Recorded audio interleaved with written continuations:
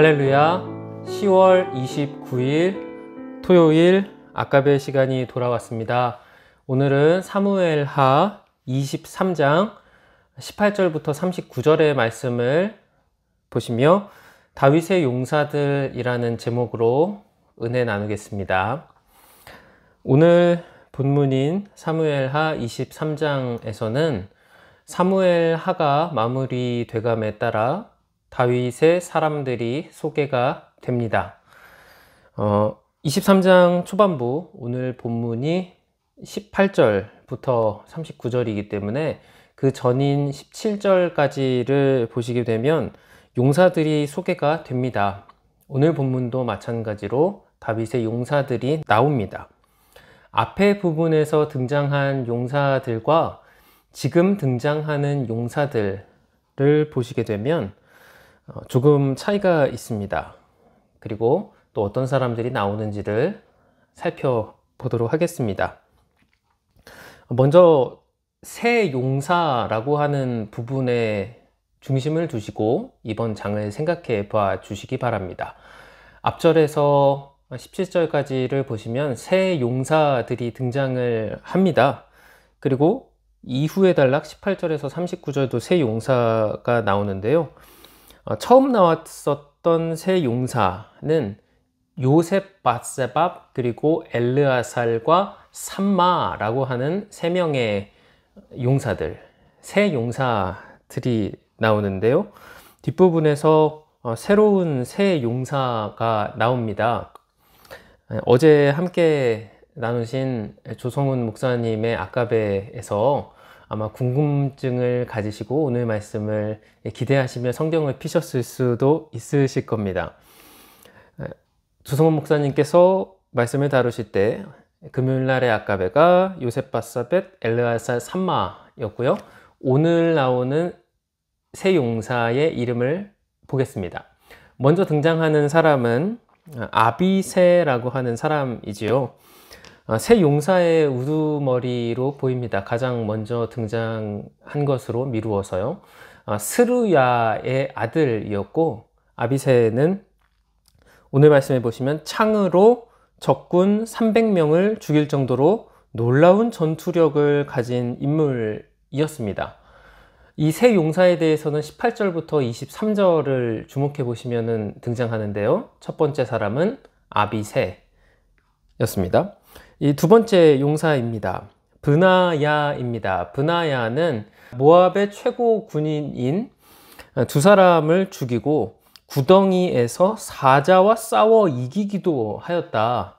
어떤 구덩이 함정 속에 들어가서 그 속에서 사자에게 죽임을 당해야 정상적이라고 판단이 되었을 것이나, 그러나 그 사자마저도 함정마저도 이길 수 있는 사람이었고, 창을 든 이집트 거인과 막대기 하나로 싸워 이기기도 했다는 이야기들이 소개가 됩니다. 잘 따라오고 계시죠, 성도님들? 첫 용사는 아비새였고요. 두 번째는 브나야입니다.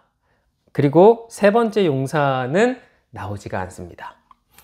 정리를 해보면은 앞서 금요일의 아까베 본문 23장의 앞부분에서 등장한 새 용사들은 요셉 밧세벳 엘르아살 삼마이고요. 뒷부분에서 등장한 또 다른 새 용사가 있는데 그것이 바로 아비새, 브나야, 그리고 이름이 나오지 않는 어떤 용사입니다. 먼저 오늘 말씀을 다 살펴보고 또 우리에게 주시는 교훈들로 적용해 보죠. 이어서 다윗의 30명의 용사들이 소개됩니다.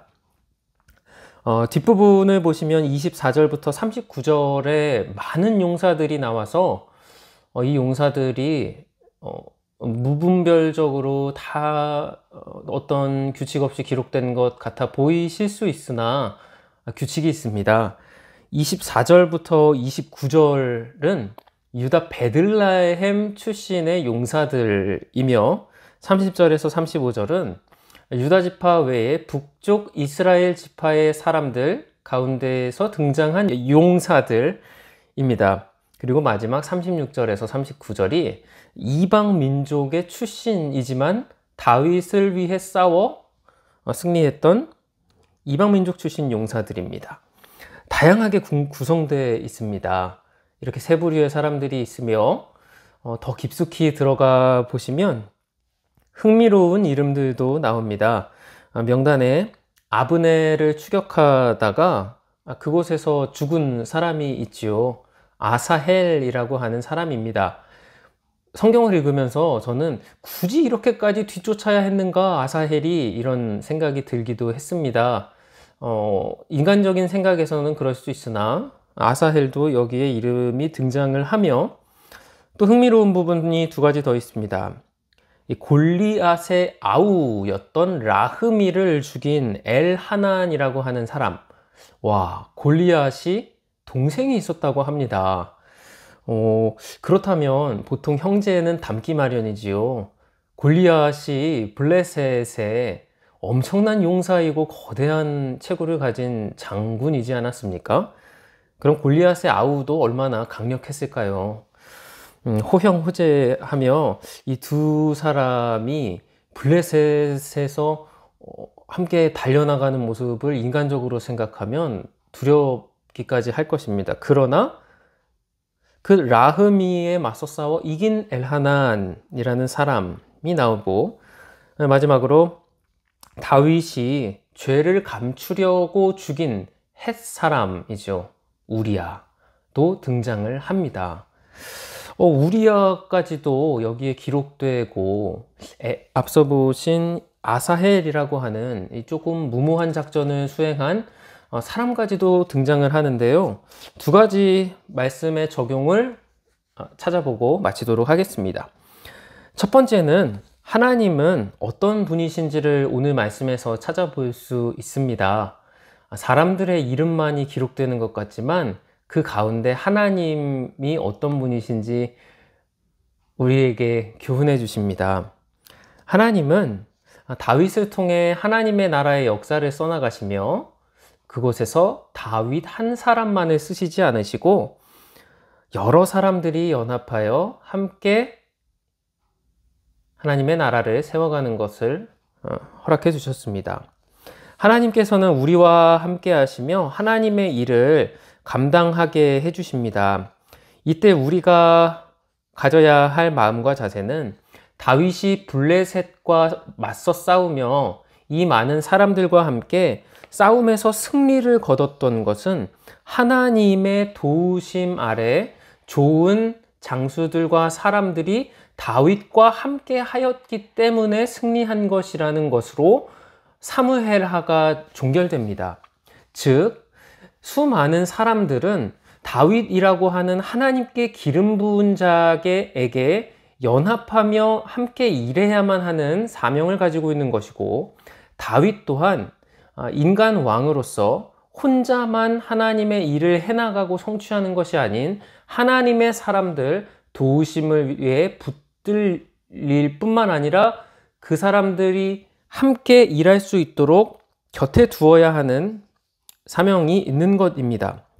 이 사람들은 이 모두는 함께 연합하며 각자가 하나님을 위해 기쁘게 참여하고 합력하고 있다는 것을 깨달아야 할 것입니다.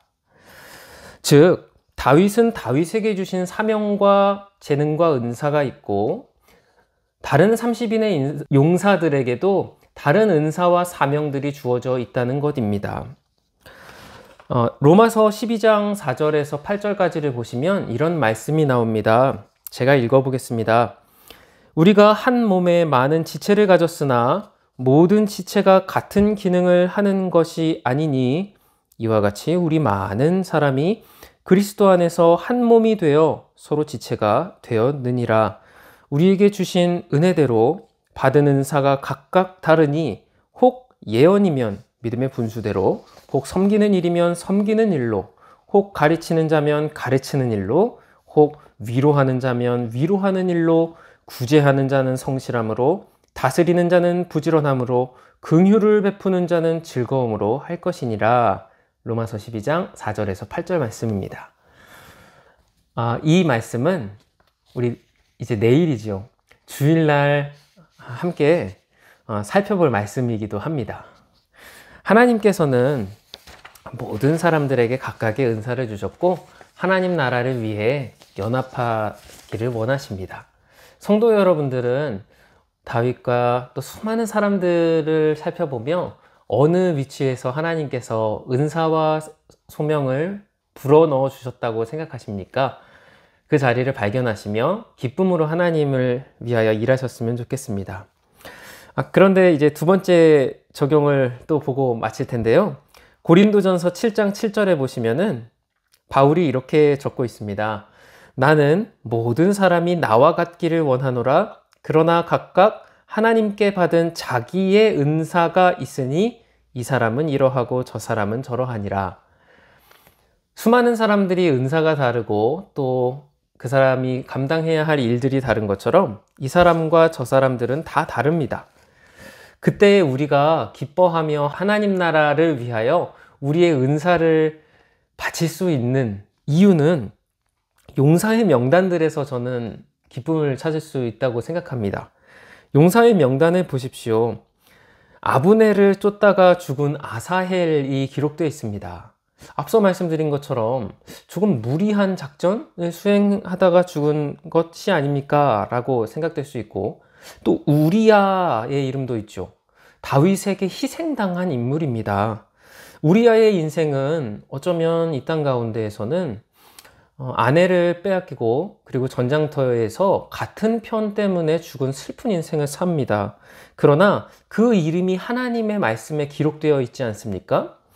그것처럼 비록 이 땅에서 볼 때에는 큰 업적을 기록하지는 못했을지라도 하나님께 충성하면 하나님이 그들을 기억하시고 또 우리로 하여금 우리는 성경을 보며 이 사람들을 기억하지 않습니까? 또 우리로 하여금 기억하게 하신다는 것입니다.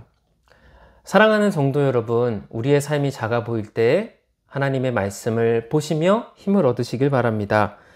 우리가 기억해야 할 무명의 용사가 누구입니까?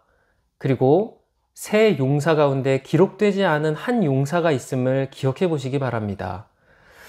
그러나 그 용사는 하나님 나라를 위하여 기쁨으로 이 땅의 일들을 감당했을 것이고 사무엘하의 마지막 장에 기록되어 사람들에게 기억이 떠오르게 되었을 것입니다.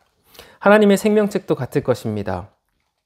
우리의 작은 일조차도 하나님께 드려진다면 하나님이 들어 사용하시고 또 생명책에 기록되며 우리 예수님 다시 만나는 그날 그것들을 내가 기억하고 있노라고 기쁘게 맞아 주실 것을 믿습니다. 우리 이렇게 기도하면 좋겠습니다. 하나님께서 우리의 인생을 다 아시고 기억하시는데 제 이름이 부끄러운 일이 아니라 영광스러운 하나님의 일들과 관련되어 남게 하여 주시옵소서라고 말입니다. 그렇게 기도하시며 인생에 힘을 얻으실 수 있는, 그래서 영혼이 소성케 되는 토요일이 되기를 예수님 이름으로, 그리스도의 이름으로 축복합니다. 아멘. 함께 기도할까요? 하나님 아버지, 모든 지체들이 다른 기능을 하며 예수 그리스도 안에서 한 몸을 이루고 있는 것을 믿습니다. 우리는 우리의 대장 되신 예수님을 믿으며 예수님의 지체로서 하나님의 일을 감당합니다. 내가 보기에 이 땅에서 감당하는 일이 작은 것 같사오나 하나님이 기억하신다 해주시니 우리의 일의 무거움과 가벼움들은 모두 하나님께 달려있고 하나님께서 기억해 주심을 믿고 또 사람들로 하여금 기억나게 해주실 것들은 하나님이 기억나게 해주실 것들을 믿사오니 우리의 인생들 하나님께 맡기고 열심히 믿음의 경주를 하게 하여 주시옵소서. 우리의 삶의 비교의식과 우리의 삶의 내 삶에 한탄하는 부족한 마음들은 모두 십자가에 내려놓고 하나님께서 기억해 주신다는 복된 소식으로 말미암아 회복되게 하여 주시옵소서. 그런 기쁨의 주말 되게 해 주실 것 믿습니다. 예수님 이름으로 기도드립니다. 아멘. 네, 오늘 하루도 그리고 이번 주말도 말씀으로 승리하십시오. 감사합니다.